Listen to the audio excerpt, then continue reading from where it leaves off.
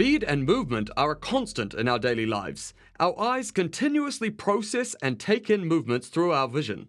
However, with still photography, we tend to capture moments in time with each image made. Sometimes, these moments in time are very short and completely freeze the image, and other times they are longer and the movement is captured. How does the camera capture movement so differently? The camera does this by using its shutter, which controls how long it takes to record an image.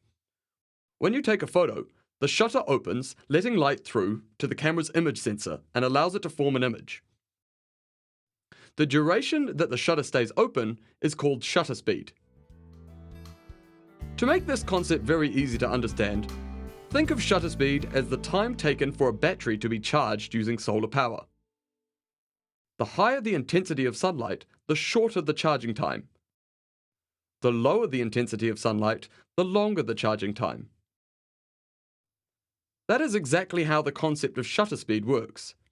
When there is plenty of light, a shorter shutter speed is needed.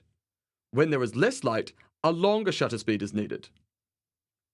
Shutter speeds can range from 1/8,000th of a second through to many seconds, minutes, or even hours. Most commonly, we use shutter speeds ranging from 1/60th of a second to about 1/1000th of a second. These are fast shutter speeds in green, and slow shutter speeds in orange.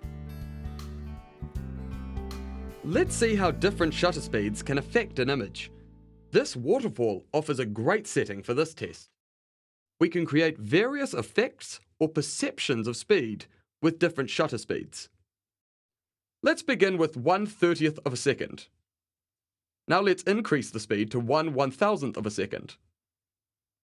As you can see, the higher the shutter speed, the more frozen the water movement is. Let's bring the shutter speed down, push the limits, and shoot for a full 1 second. The water movement is becoming smoother and less defined. As we decrease the shutter speed, more water movement is recorded. Fast shutter speeds freeze movement. Slow shutter speeds blur movement. However, each technique tells the story of speed in its own way. Fast shutter speeds are used when we want to capture movement with sharp details, like in this image. Here, the shutter speed was 1/1000th of a second. When we want a sense of movement and speed, a slow shutter speed is used and captures a longer slice of time. Notice how different shutter speeds convey a different sense of speed and movement. Let's get adventurous and try to capture both sharpness and blur in a single image. We will use a technique called panning. As the scooter moves along the forest road, let's try and capture its movement in two ways. Firstly, we'll keep the camera static, let the scooter cross into our view, and take the photo when it reaches the middle. Next, let's try panning by using the camera to track the scooter. In our first image, our scene is sharp except for the scooter, which was crossing our field of view when the shutter was open. Our second image, the scooter is sharp, while the rest of the scene is blurred. By tracking the scooter, it is registered sharply while the background becomes blurred. However, you should be careful when using slow shutter speeds. Any involuntary handshakes can cause movement blur like we see here. To help counteract this problem, the Alpha system features a built-in stabilizing mechanism called steady shot.